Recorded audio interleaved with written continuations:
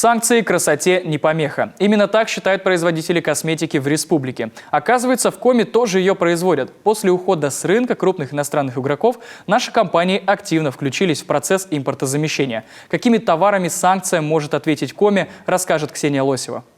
Уход с российского рынка иностранных косметических брендов заставил изрядно поволноваться любительниц макияжа и ухода за собой. Впрочем, смятение было недолгим. На освободившиеся от зарубежных флаконов полки тут же нацелились местные производители. Локальные бренды ничуть не уступают заграничным конкурентам. Свои секреты красоты, как оказалось, есть и в нашей республике.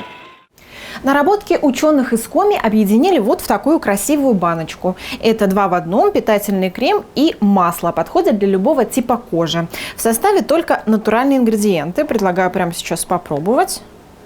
Берем крем, наносим на кожу. Ощущения приятные. Пахнет очень вкусно. Татьяна занимается производством косметики не так давно, однако уже сегодня может предложить покупателю не только крем, но и, например, тоник для лица, маски и скрабы. В основе всего микроскопические водоросли. Хлореллу открыли еще в 19 веке. Сейчас в Коми ее производят совместно со специалистами Института биологии Коми научного центра. Те микроводоросли, которые есть в косметике, в российской индустрии и за рубежом, они в основном это живая хлорелла. Мы же делаем здесь термостатированную хлореллу, то есть мы как бы разрушаем клеточку, и все питательные вещества, которые находятся в самой клетке, они выходят наружу.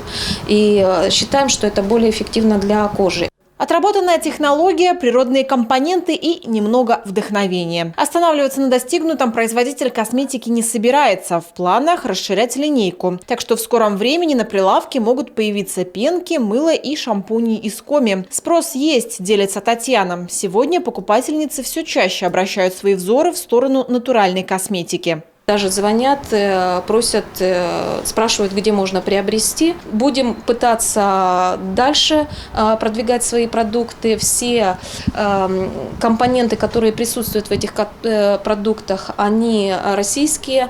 То есть нам нет необходимости что-то покупать за рубежом.